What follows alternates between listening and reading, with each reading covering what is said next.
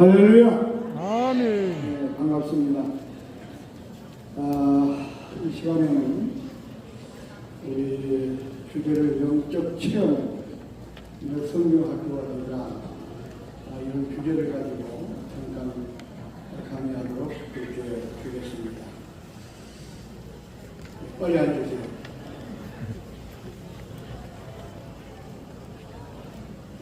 우리가 20-30년 전만 해도 여름성학교 하면은 어린이 전도의 황금기간으로 이렇게 여겨왔더랬습니다. 그때 여름성학교 때가 되면은 교회마다 애들이 구름뜨같이 몰려와서 인삼인회를 이루었습니다. 그런데 아쉬운 것은 여름성경학교가 끝나고 나면 어떻게 됐습니까? 각 교회 교실들마다 오히려 한산하다시 또 쓸쓸할 정도로 그렇게 변해버리고 말았습니다. 아니, 교회마다 온 성도들이 시간을 투자하고 물질을 투자하고 정성을 쏟아서 그렇게 열심히 성경학교를 했는데 사실은 그 결과는 그렇게 열매가 미미했다는 그런 얘기입니다. 왜 그랬을까? 거기에는 우리가 성경학교를 해마다 그렇게 정성껏 했지만은 성경학교의 어떤 방법론에 문제가 있었기 때문이라고 그렇게 생각합니다. 성경학교면은 성경을 가르치기 위해서 성경학교를 하는데 그동안 과거의 성경학교를 보면 성경을 가르치는 시간은 아주 조금 편성하고 먹고 놀고 하는 그런 프로그램으로 성경학교가 진행되다 보니까 이게 성경학교가 아니라 놀이학교로 끝나버리고 만 겁니다. 그러다 보니까 결국 그렇게 성경학교가 많은 시간과 물질과 또 인력이 투자돼서 수고했지만 열매가 없는 그런 결과를 가져오게 됐다.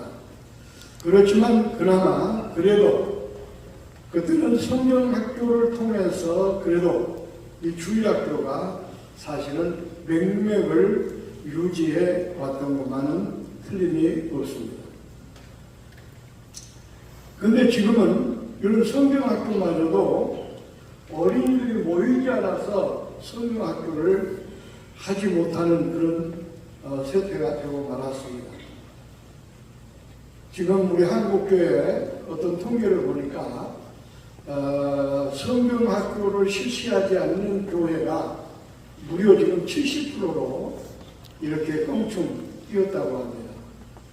그리고 주일학교 예배를 드리지 않는 교회가 무려 60%나 한다고 하는 거예요. 이것은 지금 놀림이 아니냐, 미래 한국교회가 완전히 침몰될 수밖에 없다고 하는 그런 징조가 됩니다. 왜냐하면 오늘의 주일학교가 농사로 말하면 못자리판인데 못자리판이 없이 어떻게 우리가 농사를 지을 수가 있겠습니까? 그러니까 못자리판이 사라지는 그 현상이 지금 우리 한국교회에 오고 있다는 겁니다. 그렇게 된다면 어떻게 돼요? 지금 신앙생활하고 있는 장년들이 다 죽고 나면 결국은 한국교회는 전부 다 저 유럽교회들처럼 문 닫을 수밖에 없고 건물만 남을 수밖에 없는 그런 사태가 올 수밖에 없다고 하는 사실입니다. 그래서 우리가 지금이라도 정말 정신을 차리고 여기에 대한 대책을 세우지 않으면 안 된다. 저는 그렇게 생각을 합니다. 우리 한국교회가 이처럼 주일학교가 점점 줄어들다가 코로나 사태로 인해 가지고 직격탄을 맞아서 그때 이런 중대형 교회들도 주일학교가 급격하게 감소를 하게 됩니다. 저희 교회만 보더라도 한때 주일학교 교사들만 1,500명이었습니다. 그리고 5,000명 이상 이렇게 학생들이 출석을 해드렸습니다. 그런데 지금 교사들도 턱없이 많이 줄었고 학생들도 몇 명이냐면은 부끄러워서 말을 못할 정도로 급격하게 애들이 줄었습니다. 물론 이것은 어떤 시대적인 어떤 그런 영향도 있다고 생각합니다. 우리가 잘 알다시피 지금 저출산으로 인해 가지고 학력, 그러니까 어린이들 이 숫자가 아주 급격하게 지금 줄어들고 있는 그런 사태도 한몫을 하고 있습니다. 또 더군다나 이 노원구 같은 경우는 우리 교회가 개척을 할 때만 해도 어린이가 가장 많이 모이는 그런 지역이었습니다.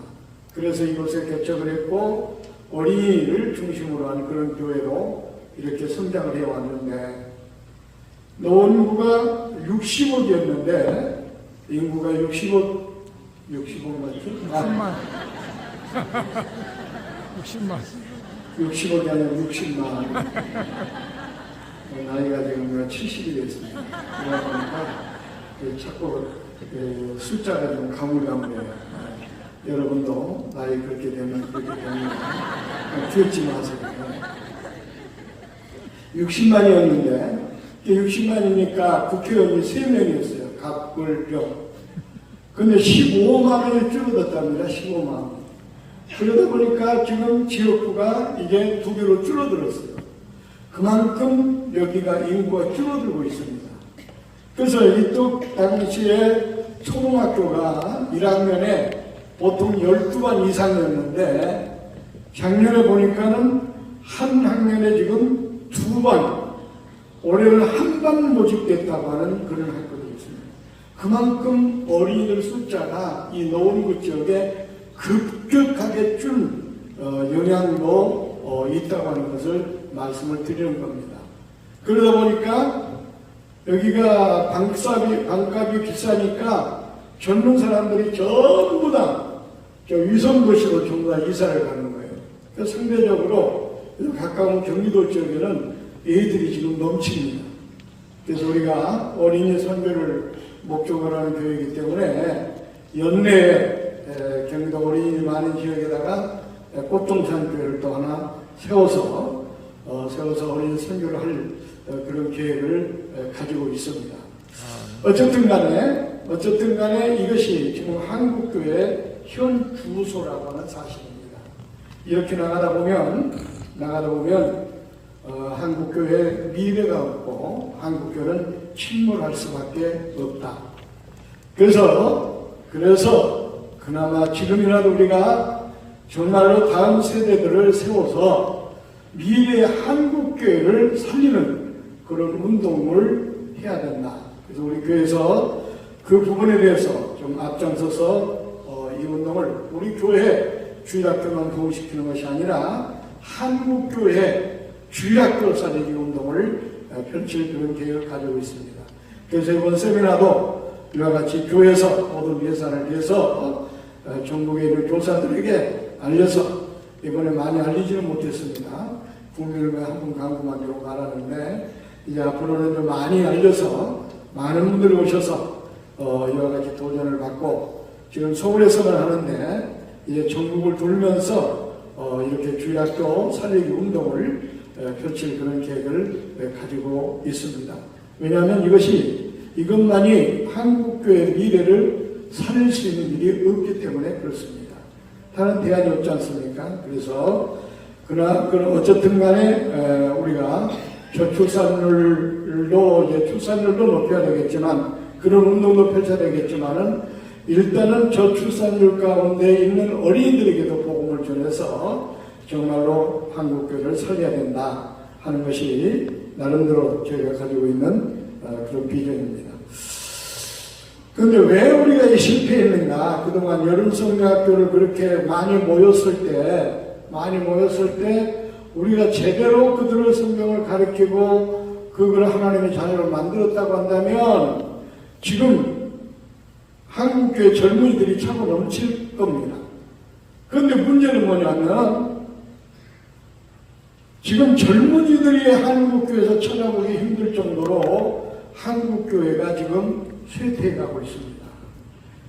그것을 제가 원인을 쭉 조사를 해봤더니 결국은 뭐냐, 주일학교 한참 우리 한국교회가요 70년대 80년대는 엄청나게 부흥했지 않습니까? 부흥했어요. 근데 그 엄청나게 부흥한 비결을 연구를 해보니까 기독교 교육사에 보니까 김등용 박사가 쓴 기독교 교육사에 보면은 역사가들이 뭐라고 평가했느냐면은 50년대 후반부터 60년대 초반까지를 한국교회 주일학교 부흥기라고 이렇게 나와 있어요. 그러니까 한국교회가 6.25 전쟁이 끝난 다음에 부산에서부터 피난민들에 의해 가지고 열심히 어린이 전도를 해요. 그래서 각 교회마다 어른 성도보다 어린이 성도가 더 많이 모이게 된 거예요. 그래서 역사가들이 그 시기를 주일학교 부흥기라고 이렇게 표기를 했어요. 이건 내 말이 아니고 역사가들이 그렇게 기록해 놨어요. 주일학교 부흥기. 그러니까 그때는 주일학교가 오늘날처럼 무슨 뭐 실천학 자료가 있고 그런 게 아니었어요. 아니 6.25 끝나가지고 지금 당장 먹을 것도 없고 이게 놀거리도 없고 그때 애들 놀거리 해봐야 뭐 땅 따먹겨라 했지 뭐 하는 게 있어요? 없었어요. 그때 그러니까 실천학 자료도 없지 재미있는 게임도 못하지. 그러니까 오직 그때는 기도와 말씀으로 애들을 양육했던 거예요. 제가 주일학교 때 그 선생님이 지금도 저는 기억을 하고 있어요. 초등학교 2학년 때부터 교회를 다녔는데 저는 시골에 조그만 교회를 다녔어요. 교회가 장년부가 한 50명밖에 안 모이는데 애들이 200명 이상으로 있었어요. 근데 우리 담임했던 선생님 이름이 100만 원입니다. 100만 원. 1000만 원도 아니고 100만 원이에요. 그분은 초등학교도 졸업 못했다고 그랬어요. 그런데 그분이요 얼마나 우리를 모아놓고 그 하나님 말씀을 가르치는데 다른 건 없어요. 차 앞에다가 십자가 딱 그려놓고 계속 복음만 전하는 거예요. 예수님께서 우리 죄 때문에 십자가에 못 박혀 죽으셨다고 계속 그 얘기만 하는 거예요. 지금 생각해 보면. 그런데 그렇게 할 때 나중에 느꼈지만 제가 그때 예수님을 내가 영접했구나 하는 것을 느끼게 됐어요. 그러니까 제가 뭘 말씀드리려고 하면 그 당시에 주일학교 교육은 뭐냐면은 무슨 실증학 자료가 있는 것도 아니고 오늘날처럼 무슨 재미있는 레크레이션 이런 것도 아니고 오직 말씀과 기도로만 교육을 했던 거예요. 그런데도 불구하고 주일학교가 이렇게 부흥이 됐고 그 주일학교 학생들이 그러니까 오늘날로 말하면 다 은혜를 받은 거예요. 은혜를 받은 거예요. 그러니까 그들이 커가지고 어른이 되는 때가 언제냐? 70년대, 80년대. 25년 전에, 30년 전에 주일학교 때 교회에서 은혜 받았던 사람들. 그 사람들이 커가지고 어른이 되는 때가 70년대, 80년대. 그 70년대, 80년대는 우리 한국교회가 얼마나 교회가 부흥이 됐던지 세계 신학자들이 깜짝 놀랐어요. 야, 한국교회는 기독교 역사가 100년도 안 됐는데 어떻게 저렇게 한국교회가 부흥할 수가 있느냐. 그때는요 돗자리만 까놓고 개척을 해도 어디선가 모르게 사람들이 몰려 들어가가지고 교회가 부흥한 거예요. 여의도 순공교회 같은 경우가 60년대 개척해가지고 그렇게 놀랍게 부흥한 거 아닙니까? 여러분, 그렇게 한 것이 바로 뭐냐? 결국은 그 전에 주일학교 학생 때 25년, 30년 전에 은혜 받은 사람들이 커서 어른이 돼가지고 교회마다 꾸역꾸역 차고 넘치게 된 겁니다. 그 자연인간거예요. 그런데 이걸 우리가 분명히 알아야 된다 그런 얘기죠. 그런데 우리 한국교회가 제가 이제 신학을 하고 저는 이제 74학번인데 신학을 하고 할 때만 해도 여름 성경학교를 하면은 엄청나게 모였어요. 근데 80년 2000년대 초반 들어가면서부터 여름 성리학교를 해도 애들이 숫자가 점점 줄어가는 거예요. 그때 이제 우리 강습회를 해가지고 교사들을 막 깨우고 이렇게 한참 했습니다. 근데 지금 아쉬운 것은 바로 뭐냐면은 그때 영적인 프로그램을 통해서 이렇게 해야 되는데 어떻게 하면 실천학 자료니 레크레이션이 이런 어떤 재미있는 노래 율동 이런 어떤 프로그램을 가지고 강습을 하니까 교사들은 많이 모여서 훈련을 받았는데 그 다음부터 85년대 이상부터는 어떤 게 성경학교를 해도 애들이 모이질 않는 거예요. 모이질 않는 거예요. 뭐 가방을 준다, 뭐 티셔츠를 준다. 그래가지고 애들 모아가지고 성경학교를 했었어요. 그러니까 이게 뭐냐면은 애들을 갖다가 영적으로 변화시키는 것보다는 어떤 먹을 걸 주고 아니면 재미있는 걸 하고 이런 프로그램을 가지고 성경학교 진행했다 그런 얘기죠. 그래서 제가 90년도 중반에 이걸 깨달았어요. 깨닫고 야 이제는 교회에서 모여가지고 이렇게 형식적으로 하는 성경학교보다는 뭔가 우리가 중고등학교 때 수련회를 가가지고 기도원 가가지고 기도하면서 얼마나 은혜를 받았어요. 성경 체험하고 막 그런 은혜를 받았잖아요. 아 이거다. 그래서 이제는 어떻게 했냐? 성경학교도 이게 교회에서 뭐 옛날에는 5일 동안 했어요. 5일 동안. 근데 그것도 줄여가지고 이제는 보통 3일 동안 하나 때우고 이 때움식의 성경학교가 돼서는 안 되겠다. 집중적으로 모아놓고 우리가 말씀과 기도로 이들을 변화시키자. 그래서 우리가 성령 체험 캠프를 했던 거예요. 근데 성령 체험 캠프를 해가지고 많은 교회들이 모여서 은혜를 많이 받았어요. 그런데 지금 제가 전 세계를 다니면서 역시 은혜 체험한 사람들이 결국 지속적으로 신앙생활하고 목사가 되고 선교사가 된다는 것을 제가 알게 됐어요. 전국에 이제 집회를 다니다 보니까 우리 캠프에 참석해가지고 은혜 받았던 사람들이 굉장히 많아요. 굉장히 많고 그래서 야 내가 지금은 많은 보람을 느껴요. 작년에는 아프리카에 가서 우리 선교사들 모아놓고 제가 세미나도 하고 아프리카 이제 목회자들 모아놓고 집회도 하고 그랬는데 그 선교사들 그 동부 지역 선교사들인데 선교사들 가운데 이제 제가 그 강의를 하니까는 딱 나가지고 그런 얘기를 하는 거예요. 저기가 그때 창신대학교에서도 우리가 그 캠프를 했었어요. 마산에 있는 창신대학교를 빌려드리고 이제 캠프를 했었는데 그때 참석했대요. 참석해가지고 초등학교 6학년 때 참석해서 은혜를 받았다는 거예요.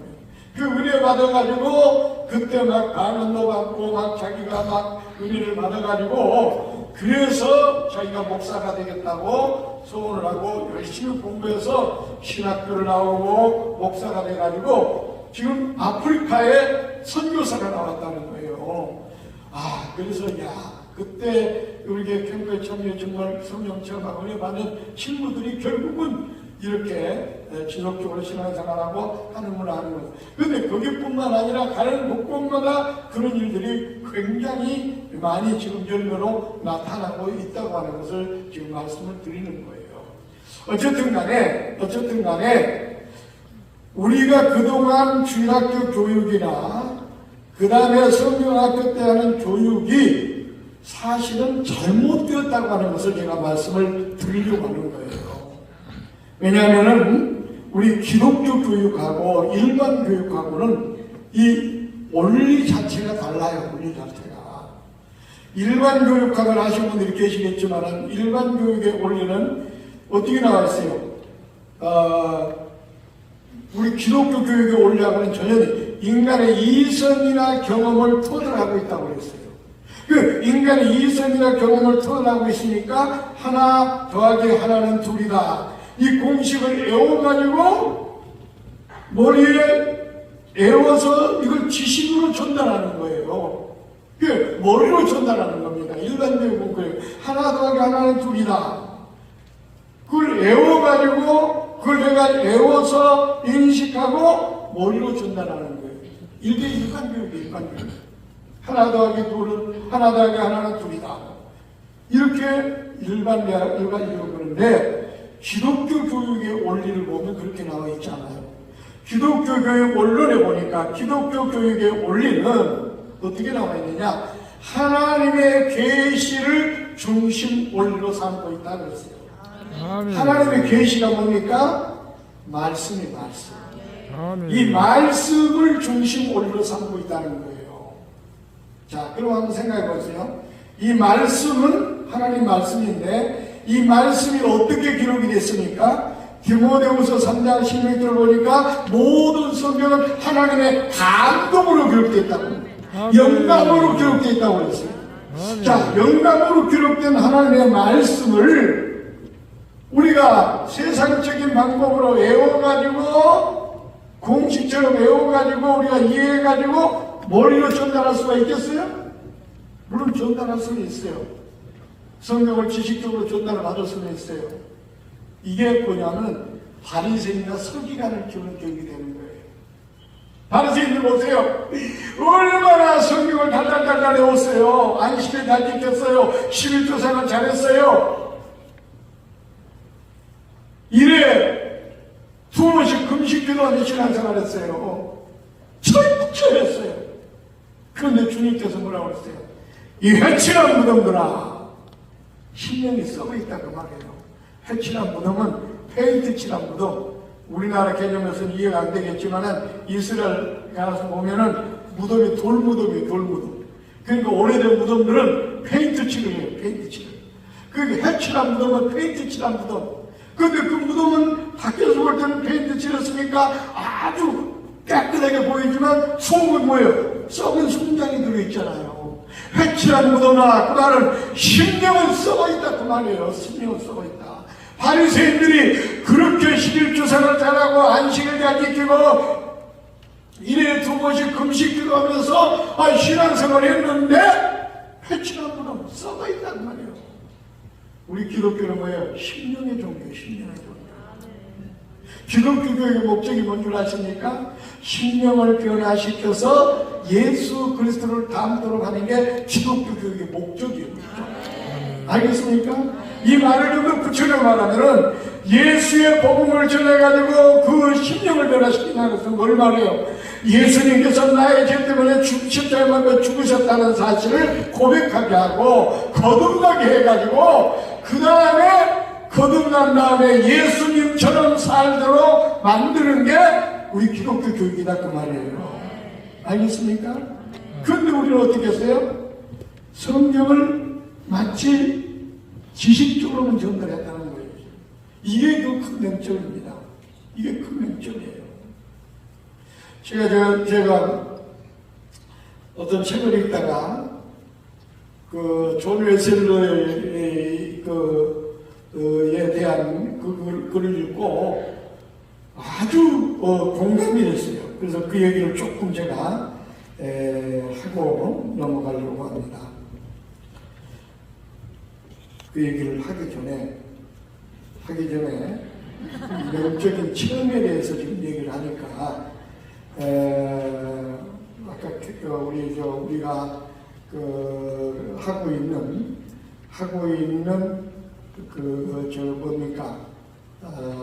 캠프에서 애들이 은혜 받는 모습을 한번 영상을 통해서 한번 보고 우리가 마음을 열고 확실하게 우리가 도전받고 은혜 받고 돌아가야 이번 성경학교에 우리가 성공할 수가 있습니다.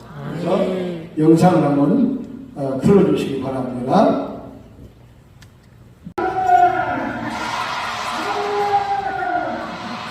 어린이들이 지금 은혜 받는 모습입니다. 말씀 듣고 아멘 하고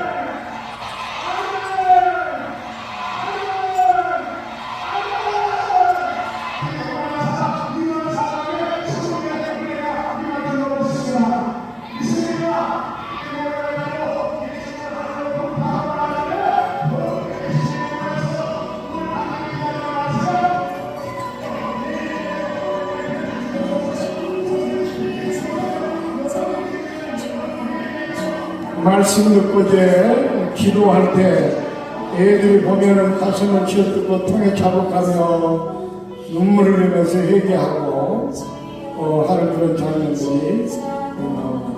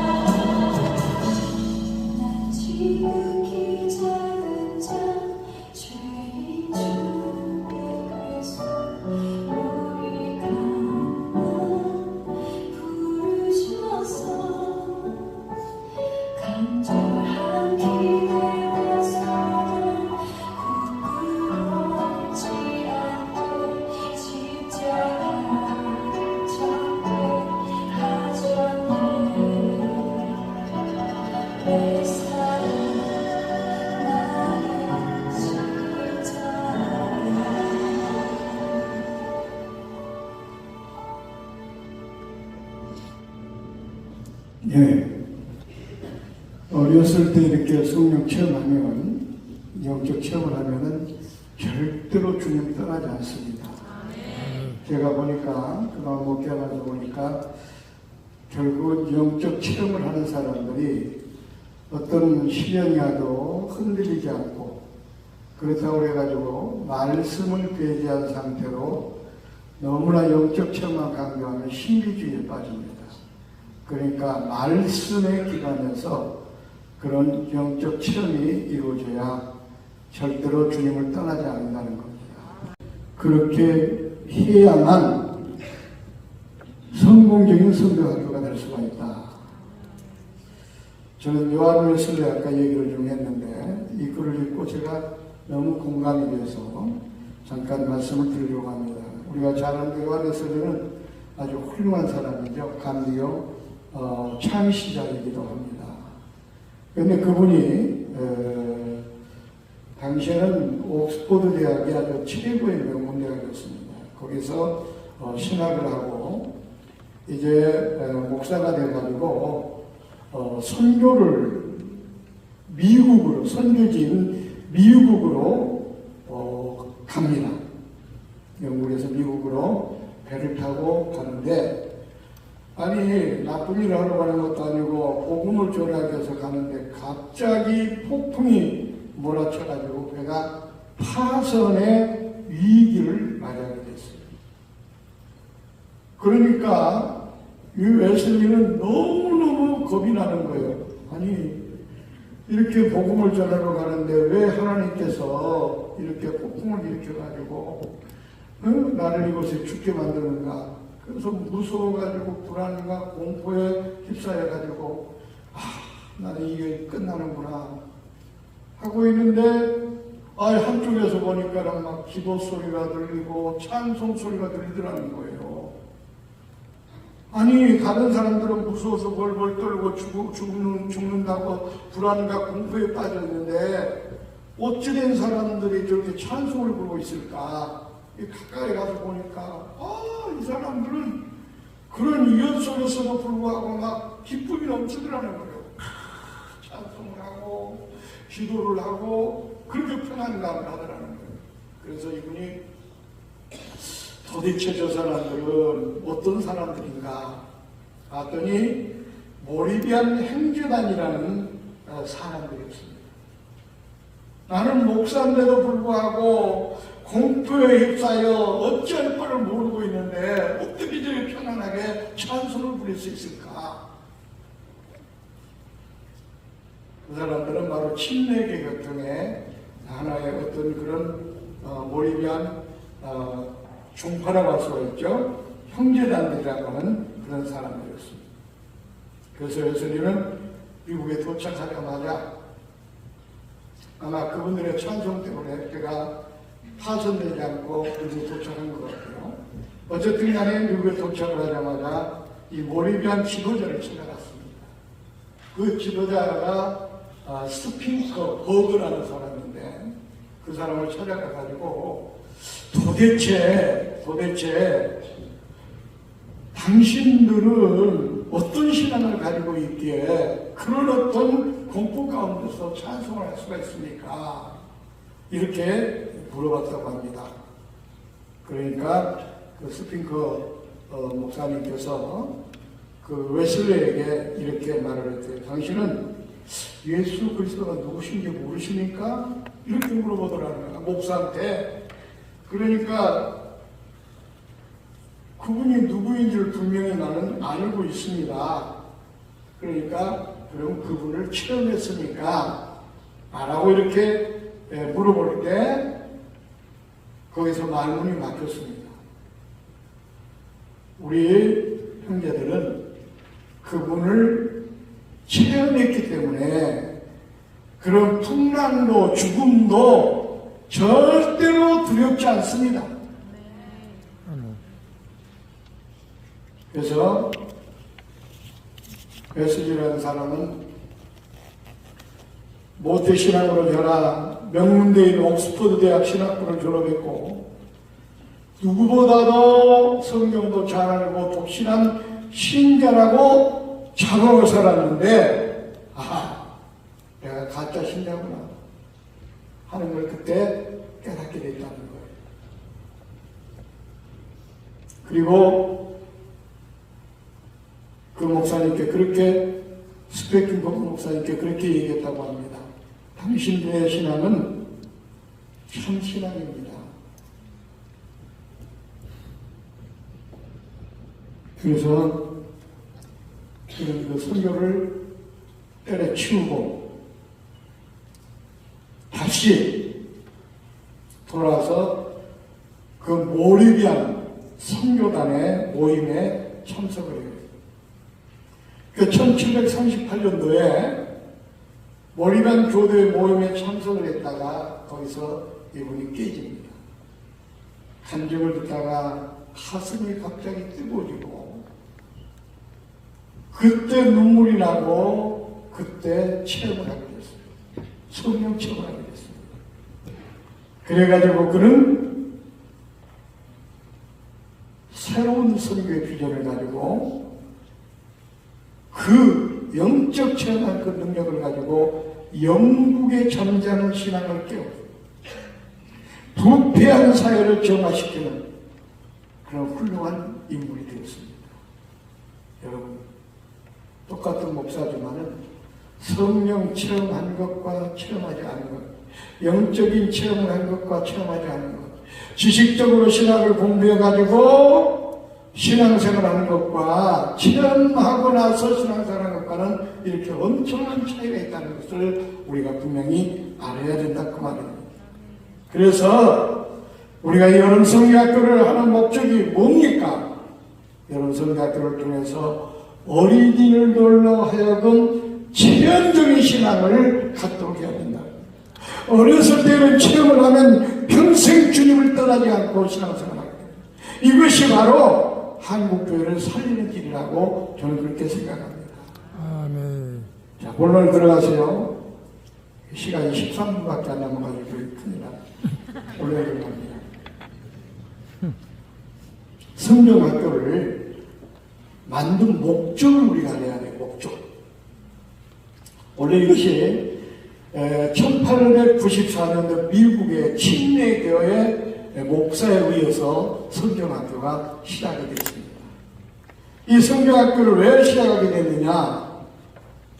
교회를 이렇게 목회하면서 보니까 애들 신앙교육을 하는 데 있어서 주일날 1시간 가지고 성경 공부를 가르칠 수 있는 시간이 너무 짧다는 것을 깨닫게 됐어요.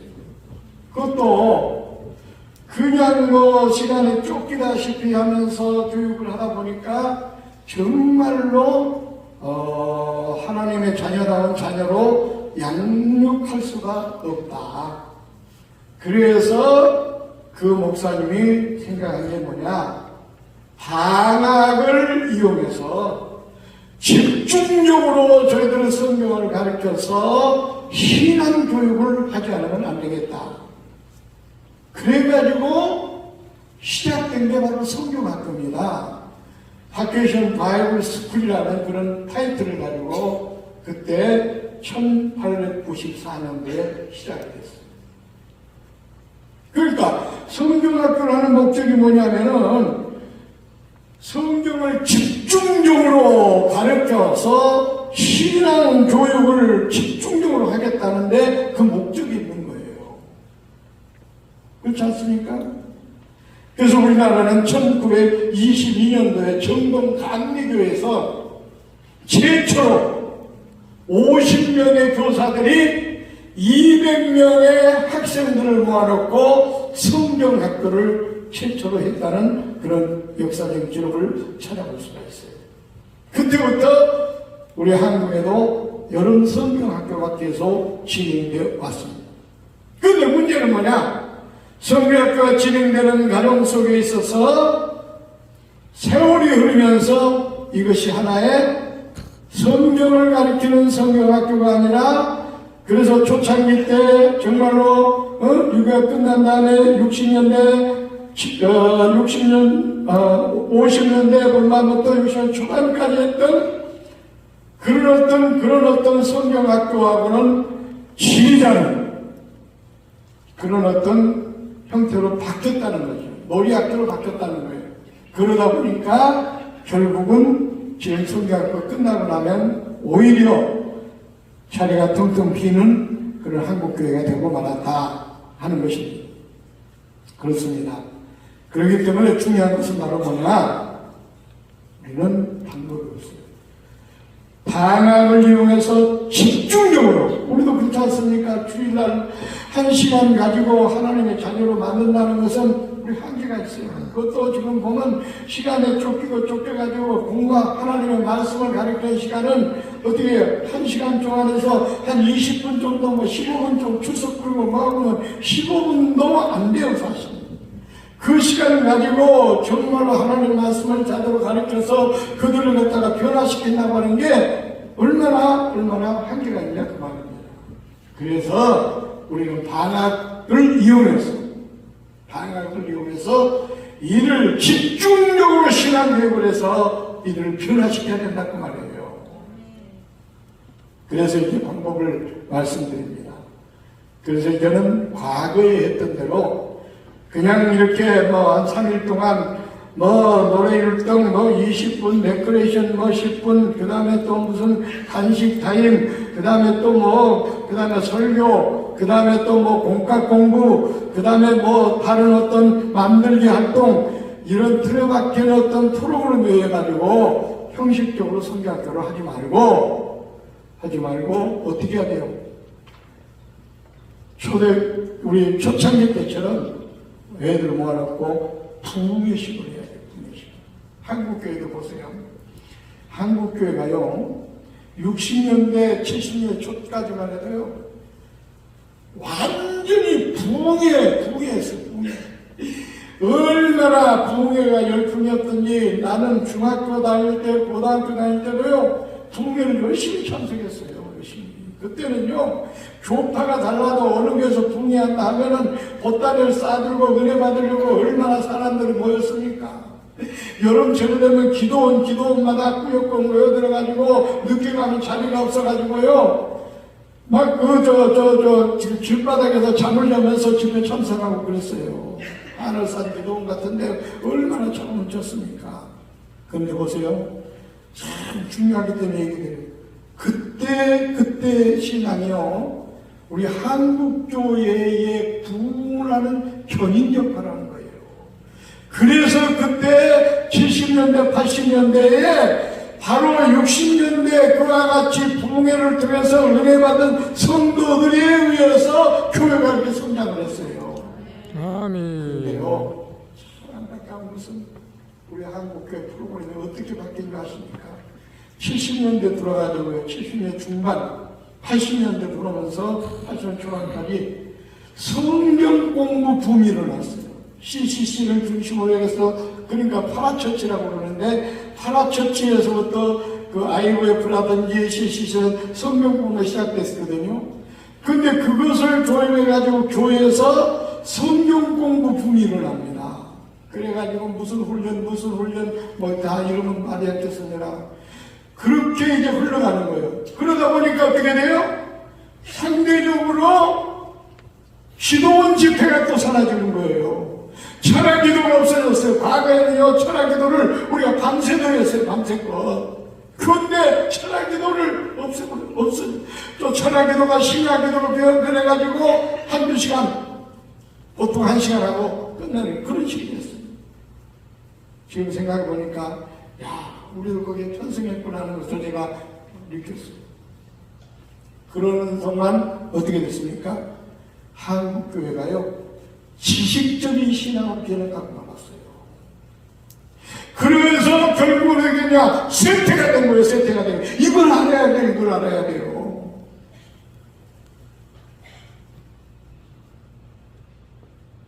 이게 참 심각하게 지금 우리가 받아들여야 됩니다. 심각하게.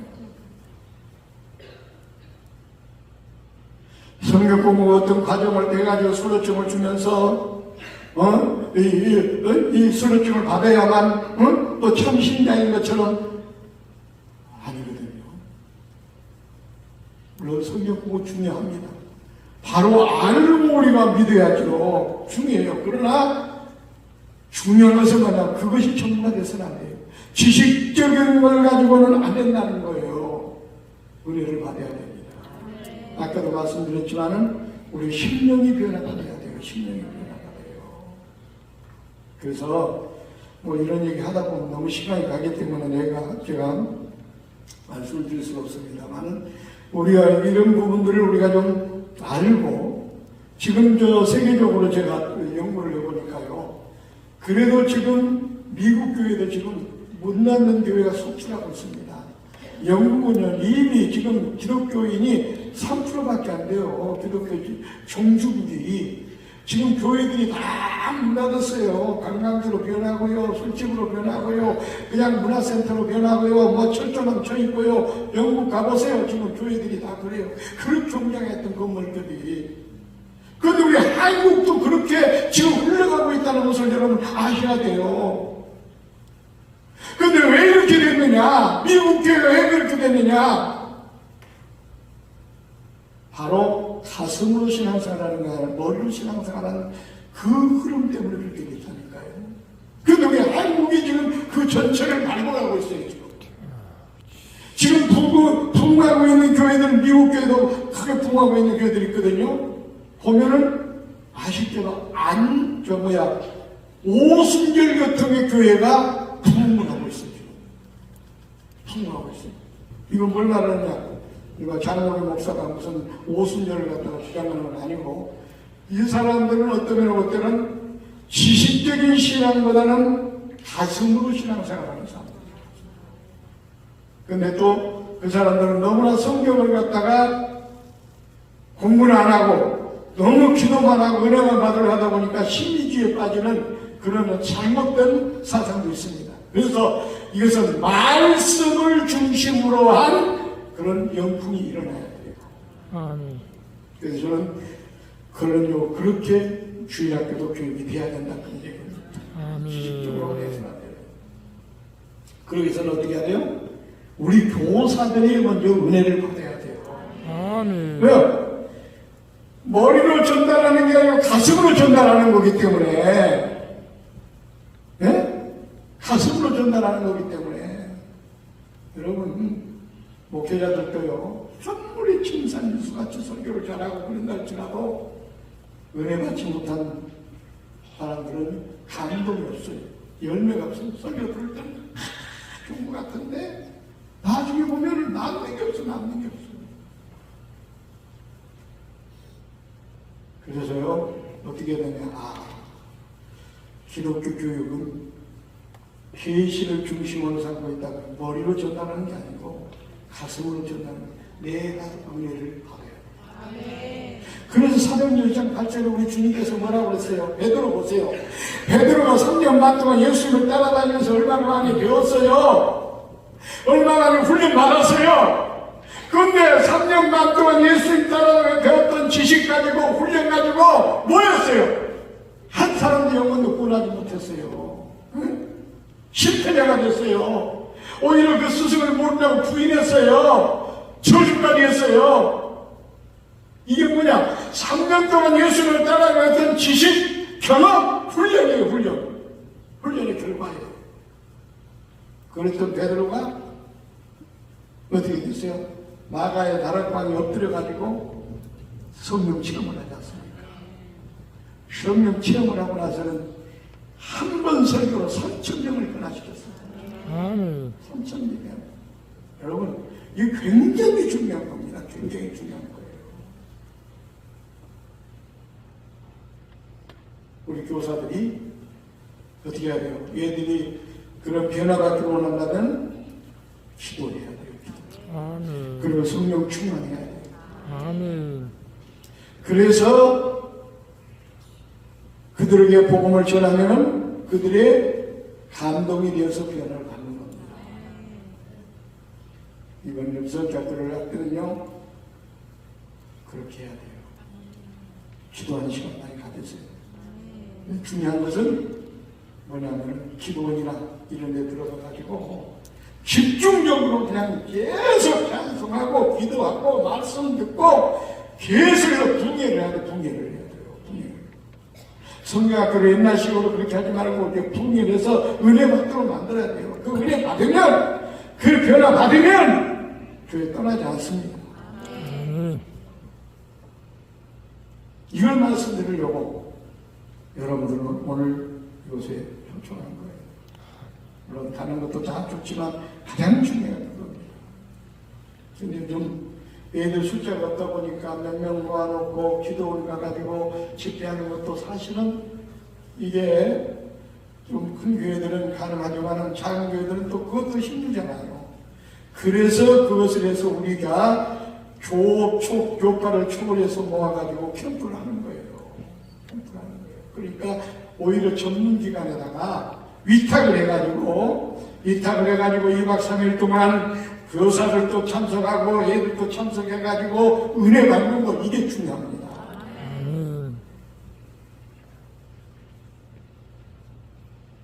그래서 여러분, 제 시간이 딱 끝나가지고 명강사의 시간을 정확하게 지켜야 되기 때문에 일부러 오면 죄송합니다. 어쨌든 간에 결론을 냈습니다. 이번 성경학교에 우리가 정말 영적 체험을 하는 그런 성학교가 되게 하자. 그래서 여러분 교회에서 기도원 가서 이렇게 하는 것도 좋고 그렇게 하면 더 좋죠. 그런데 또 여러분들은 어떤 때 예를 뭐 메시지라든지 또 여러분의 영성이라든지 그거 가지고는 또 얘들을 변화시키기가 한계가 있을 수가 있어요. 그렇죠? 그러니까 전문기관에 맡겨서 정말 거기서 우리 교사들 또 함께 참석해서 함께 더불어 말씀 듣고 은혜 받고 이렇게 변화받는 이런 것도 좋은 방법 중에 하나다 이렇게 생각이 되어집니다. 아무튼 오늘 말씀 들으시고 도움 받고 정말로 친체된 우리 한국교회를 우리 한번 살리는 그런 우리 교사로 되십시다. 여러분에게 우리 한국교회 미래가 달려있다고 생각합니다. 아멘. 기도 많이 하시고 열심히 어린이들에게 복음을 전해서 주일학교를 살려서 우리 한국교회를 살리는 그런 주역들이 되시기를 주의 이름으로 축원을 드립니다. 기도하겠습니다. 하나님 감사합니다. 부족한 영 두서없이 말씀 전했습니다. 보증이 되게 없어서 은혜가 되게 없어서 그래서 은혜 받고 맡겨진 사명자를 감당하여 학교의 주일학교가 살아나게 하시고 그래서 침몰되는 우리 한국교회가 다시 한번 살아날 수 있도록 역사에 주시옵소서. 예수님의 이름으로 기도하옵나이다. 아멘. 네, 대단히 감사합니다. 네, 다시 한번 감사 박수 부탁드리겠습니다. 이 시간 4분 정도 자리에 그대로 휴식을 하시고 두 번째 강의 바로 진행이 됩니다. 꽃동상의 김동준 담임 목사님께서 강의해 주십니다. 전체 강의이기 때문에 이곳에서 다 진행이 됩니다. 그대로 앉아 계시면 될 것 같습니다. 4분 후에 시작하겠습니다.